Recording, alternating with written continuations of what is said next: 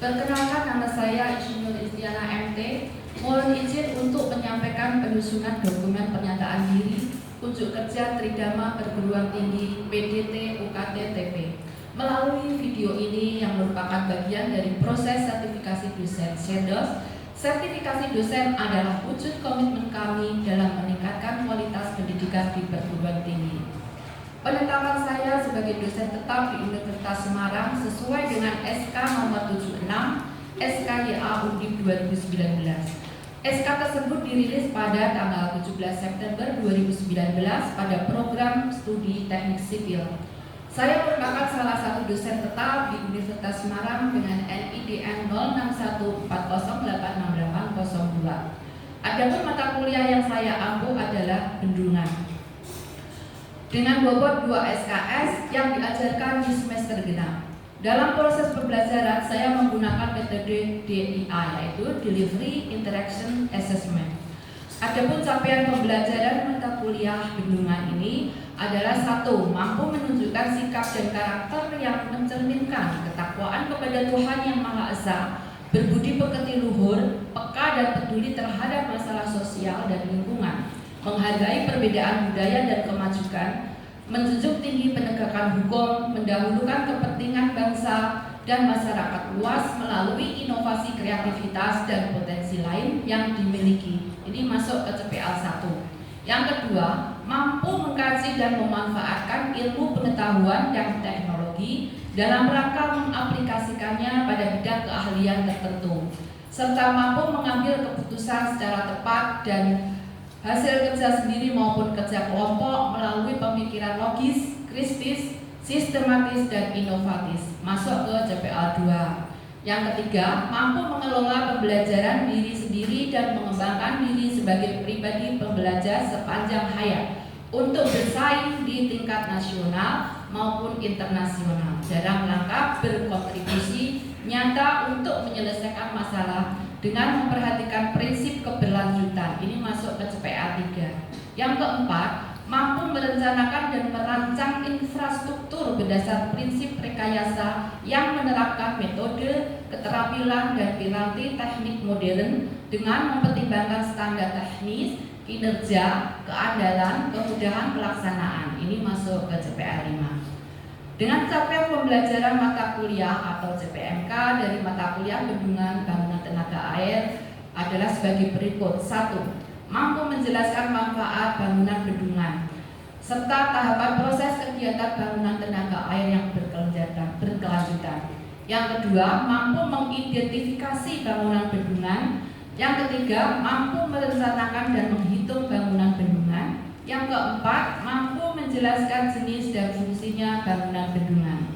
Sedangkan mata kuliah bendungan ini terdiri dari 16 pertemuan. Yang pertama yaitu materi bangunan tenaga air, yang kedua contoh dari bangunan tenaga air, yang ketiga manfaat bangunan tenaga air untuk PLTA, yang keempat pembangkit tenaga listrik, kemudian pipa pesat, kemudian yang keenam turbin air, yang ketujuh macam-macam turbin, yang kedelapan ujian tengah semester, yang kesembilan bangunan generator, kemudian yang kesepuluh pembangkit listrik mikrohidro, yang kesebelas pembangkit listrik gelombang, yang ke-12 manfaat dan bagian-bagian bendungan, bendung, waduk, dan dam. Kemudian yang ke-13 adalah konstruksi spillway, yang ke-14 konstruksi kolam retensi, yang 15 bangunan surgentang, yang terakhir kita masuk ke UAS atau ujian akhir semester. Adapun sistem pembelajaran yang saya lakukan adalah dengan melakukan keakraban dosen dan mahasiswa. Saya juga melakukan brainstorming dengan harapan bisa menciptakan lingkungan yang kondusif, bebas dan terbuka yang mendorong setiap mahasiswa untuk berperan aktif. Di awal pertemuan saya membahas kontrak perkuliahan yang membuat kesepakatan bersama terkait proses perkuliahan berjalan termasuk topik pembelajaran dan tugas agar mendapatkan gambaran pelaksanaan perkuliahan selama 1 semester ke depan. Saya selalu memotivasi mahasiswa untuk belajar lebih fokus, semangat, dan lebih serius. Saya selalu mencoba mengetahui pemahaman masing-masing terkait proses pembelajaran melalui tugas, kuis, presentasi, UTS, dan UAS. Adapun rujukan pembelajaran sebagai bentuk proses penyampaian materi ke mahasiswa dengan menggunakan beberapa strategi, yaitu textbook, diantaranya beberapa daftar pustaka yang perlu dibaca. Satu, di bahan ajar yang saya buat sendiri. Kemudian pedoman kriteria perencanaan 02 bangunan utama PUPR. Kemudian water power engineer dari MC Grohill New Delhi Barauha 1980. Kemudian pembangkit listrik tenaga air UI Jakarta. Kemudian hydraulic structure dari Academic Division of University Hyman London. Kemudian hydropower dari Pergoman Press London. Selanjutnya dalam perkuliahan saya juga menggunakan saluran komunikasi yang saya gunakan. Yang pertama dengan menggunakan grup WhatsApp.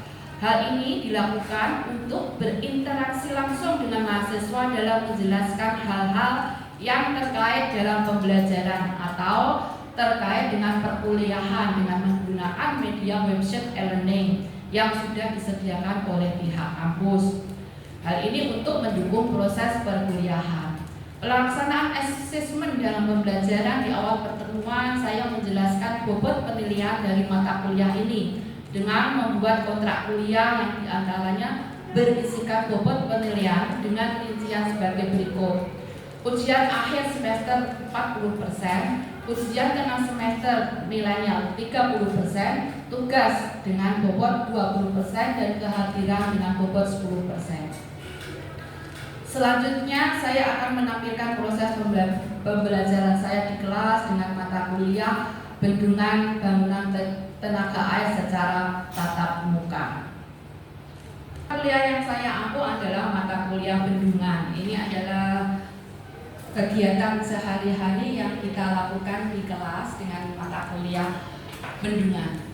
Untuk anak-anak yang hari ini sudah hadir, selamat pagi. Assalamualaikum warahmatullahi wabarakatuh. Waalaikumsalam warahmatullahi wabarakatuh. Alhamdulillah, bagaimana dengan kondisi hari ini? Pada sehat semua ya? Alhamdulillah. Nanti tolong untuk di absen ya, di simanya. Jadi biar ada pertemuan ini hadir semua. Mudah-mudahan yang belum bisa hadir hari ini diberi kesehatan, keselamatan ya. Semoga nanti minggu depan bisa kita ketemu lagi dengan materi yang akan datang. Kemarin kita sudah mempelajari perihal mata kuliah ini bendungan dengan topik spillway ya. Sekarang hari ini kita akan membahas tentang bangunan air. Mata kuliah ini pada MK TSS 13 dan 45 dan TSS 1845 dengan bobot kuliahnya SKS 2 semester 6. Jadi prasyaratnya tadi untuk kehadiran ya, itu kan 75% harus hadir. Ini nanti nilainya adalah 10%. Kemudian nanti ada tugas dari saya, itu nanti bobotnya adalah 20%. Kemudian UTS-nya adalah 30% dan UAS-nya 40%. Kemudian kita akan membahas masalah bendungan. Bendungan ini nanti pada kalian semua mahasiswa diharapkan dapat merencanakan bendungan ataupun bangunan tenaga air yang nantinya akan diharapkan mampu menjelaskan manfaat bangunan tenaga air serta tahapan proses kegiatan bangunan tenaga air yang berkelanjutan. Kemudian mampu mengidentifikasi bendungan, kemudian mampu merencanakan bendungan, kemudian mampu menjelaskan jenis dan fungsinya, serta mampu merencanakan dan menghitung bendungannya. Kemudian kita akan melihat di sini bagaimana bangunan air itu nanti kita berpedoman pada daftar hadir, daftar pustaka yang ada bangunan tenaga air untuk PLTA, kemudian kita masuk ke generator, kemudian kita nanti akan mempelajari tentang pembangkit listrik tenaga air mikrohidro, kemudian pembangkit listrik tenaga gelombang, kemudian manfaat bagian-bagian daripada bendungan itu sendiri, bendung, terus kemudian konstruksi daripada spillway-nya, kemudian konstruksi kolam retensi, kemudian bangunan surga tank. Dari keseluruhan itu nanti kita akan masuk ke UAS-nya ya, ujian akhir semester. Kemudian nanti kita akan masuk ke materi bangunan tenaga air, yaitu bangunan tenaga air ini merancang konstruksi ke bendungan. Jadi tata letak bangunan bendungnya dan pelengkapnya, kemudian dimensi dan kestabilan bangunan tersebut, kemudian jenis materialnya, kemudian struktur dan kondisi lokasinya, dan mempertimbangkan standar teknik, aspek kerja, keandalan, kemudahan, dan penerapannya. Kemudian kita juga lihat ini beberapa contoh bendungan ya, bangunan-bangunan bendungan. Ini ada yang dari beton semua ya, kebenaran ini ya. Nanti bisa dilihat di sini ada beberapa contoh-contoh bangunan lainnya. Ini adalah bangunan air yang bersifat digunakan untuk memanfaatkan dan mengendalikan air di sungai maupun di danau. Jadi bentuk dan ukuran bangunan itu tergantung dari pada kebutuhan kapasitas maksimum sungainya dan pembangunan dan sifat hidrolik sungai tersebut. Jadi bangunan air itu bersifat masif ya, dia tidak memerlukan segi keindahan dibanding dengan bangunan lainnya. Kalau misalnya bangunan gedung gitu kan harus estetik, ada keindahannya. Kalau untuk bendungan atau bangunan air ini yang diutamakan adalah kekuatannya. Kemudian permukaan bangunan di depannya itu sebaiknya berbentuk lengkung. Fungsinya apa? Untuk menghindari kontraksi sehingga dapat mengurangi gerusan. Nah, dari sini mungkin ada yang ditanyakan, ada yang bertanya, silakan. Ada yang mau tanya, silakan. Oh iya Mbak, Ini saya bertanya. ya silakan. Bagaimana cara memilih lokasi bendungan?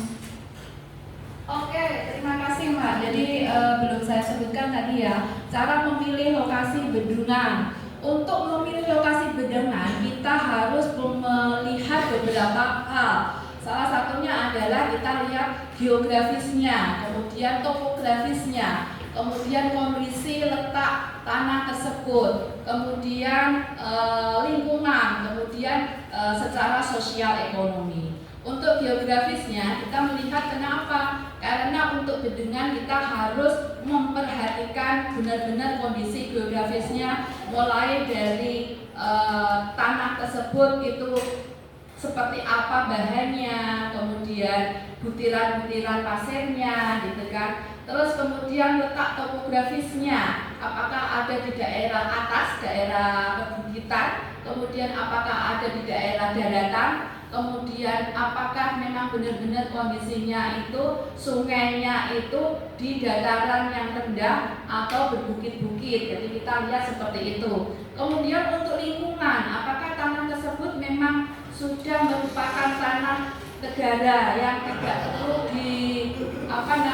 dibebaskan. Biasanya kalau untuk lingkungan itu kalau ada persoalan tentang pembebasan tanah, ini akan menjadi persoalan yang berkelanjutan. Dan ini nanti ada hubungannya dengan ekonomi. Ekonomi nanti akan masuknya ke rencana anggaran biaya. Jadi ada beberapa hal pemilihan lokasi yang harus kita perhatikan. Nah, dari situ setelah kita tahapan tadi kita dapatkan, akhirnya kita nanti bisa memutuskan, oh bendungan yang akan kita buat, yang akan kita bangun ini bentuknya nanti berupa bangunan dari pondasi beton. Terus kalau memang lokasinya tidak sesuai, nanti bisa diganti dengan bendungan yang dari mungkin tanah ulukan seperti itu ya. Mungkin seperti itu dulu paham. Nanti kita pertemuan selanjutnya akan membahas ini. Mungkin ada pertanyaan lagi yang boleh silakan. Pertanyaan Bu, bagaimana sih cara menentukan jenis bendungan sesuai jenis-jenisnya? Oke, terima kasih.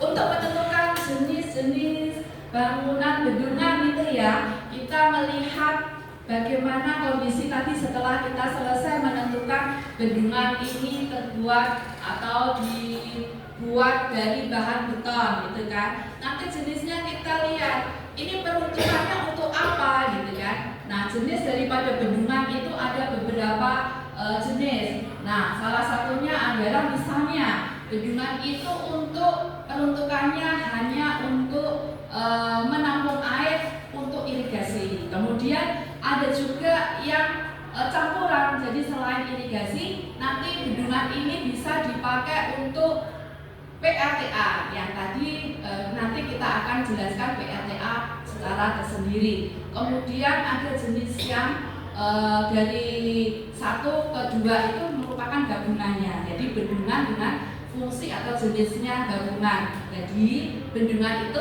bisa untuk irigasi, kemudian bisa untuk pariwisata. Nah, kalau tampungan air yang memenuhi banyak, nanti bisa untuk dipakai sebagai PLTA. Jadi fungsi air itu yang kita tampung itu nanti kita olah. Dengan cara bagaimana ngolahnya? Kita pakai yang namanya turbin air. Nah, setelah kita di turbin air itu dimasak lagi istilahnya ya. Kita proses dengan namanya mesin generator. Nah, di situ nanti ada proses dari energi potensial ke energi mekanik yang nantinya akan menjadi energi listrik. Nah, dari energi listrik inilah yang nanti akan ditransformasikan ke seluruh wilayah di sekelilingnya. Bisa ke rumah-rumah, ke pabrik ataupun bangunan-bangunan lain yang ada sebetulnya bisa memanfaatkan PLTA tersebut. Jadi harus memenuhi syarat untuk menjadi PLTA, yaitu airnya yang ditampung adalah lebih daripada 1000 mili kubik. Jadi bisa untuk memakai PLTA digunakan untuk menjadi listrik. Jadi beberapa tadi jenisnya ada 3 ya. Pertama adalah single, jadi memang untuk irigasi saja, atau untuk PLTA saja, atau untuk rekreasi saja. Kemudian yang kedua adalah gabungan, jadi gabungan keduanya atau ketiganya seperti itu. Mungkin ada yang ditanyakan lagi? Oh boleh, siap. Monggo silakan. Apa saja yang termasuk bangunan air? Oke, terima kasih. Akan saya jelaskan. Jadi dari awal tadi kita membahas masalah bangunan air ya. Bangunan air salah satunya tadi adalah bendungan. Jadi bangunan air itu ada beberapa bangunan.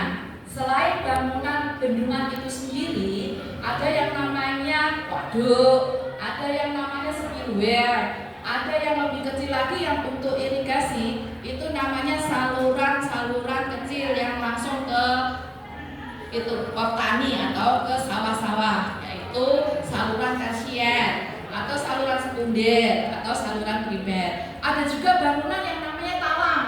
Talang itu adalah untuk mengalirkan air juga dari sumbernya. Kalau dari waduk ke tempat sawah-sawah itu tidak terlalu jauh, itu nanti bisa dibantu dengan namanya bangunan talang. Kemudian ada beberapa lagi yang namanya sipon, itu juga ada lagi namanya spillway, tapi spillway adalah bagian daripada bendungan. Jadi beberapa bangunan yang fungsinya adalah untuk menampung kelebihan air atau untuk menampung air supaya bisa dimanfaatkan. Jadi seperti itu.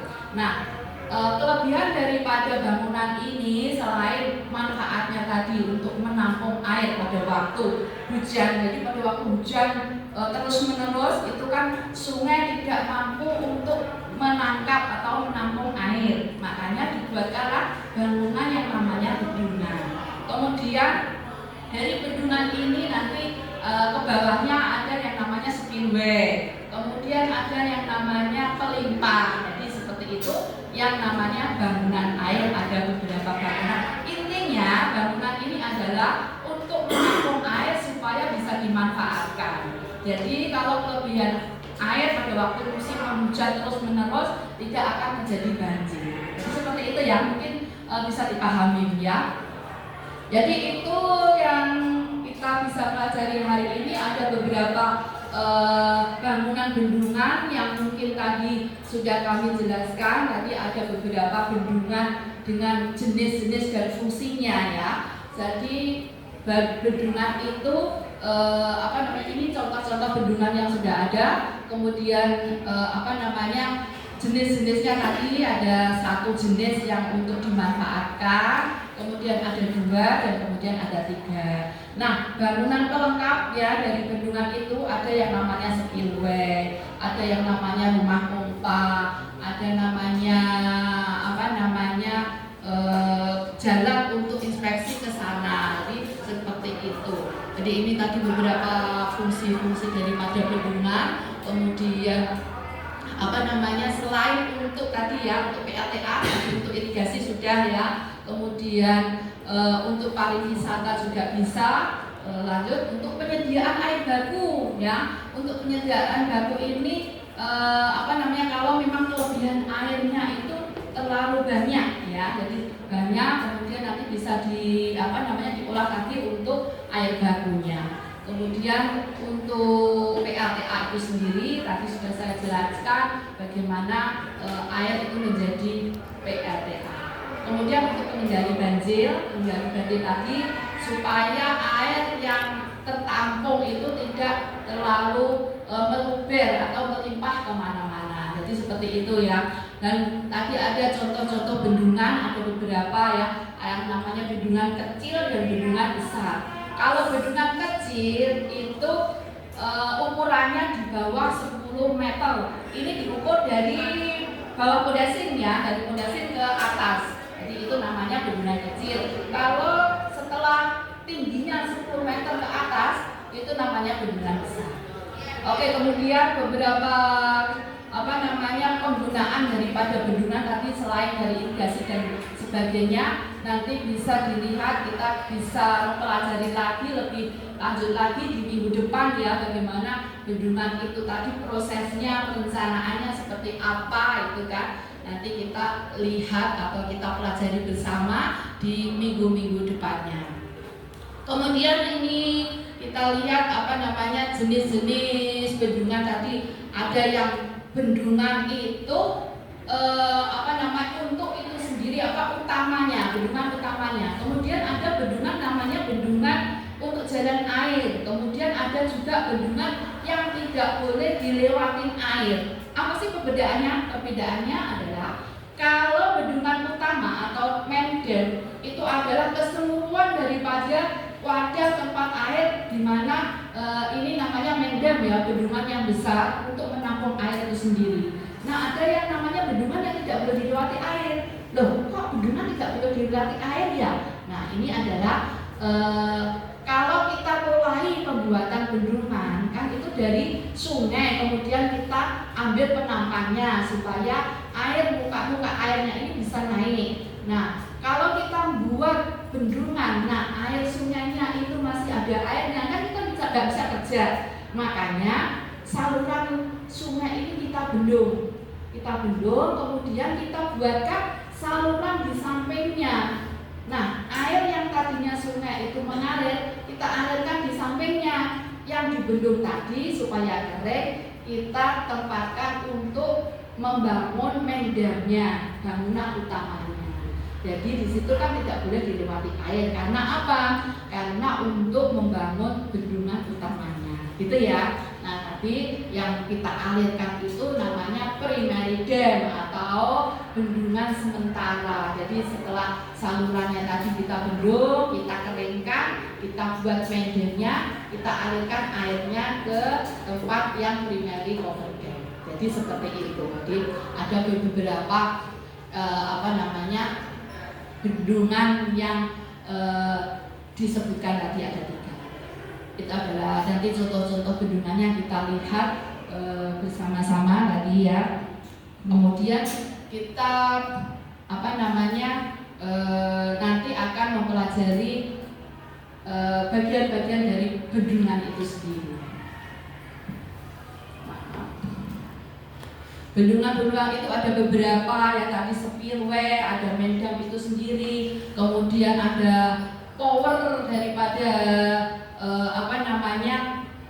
main damnya itu, kemudian ada yang namanya juga tempat untuk mengolah air baku, kemudian ada juga untuk PLTA itu sendiri, kemudian ada jalan untuk akses ke sana.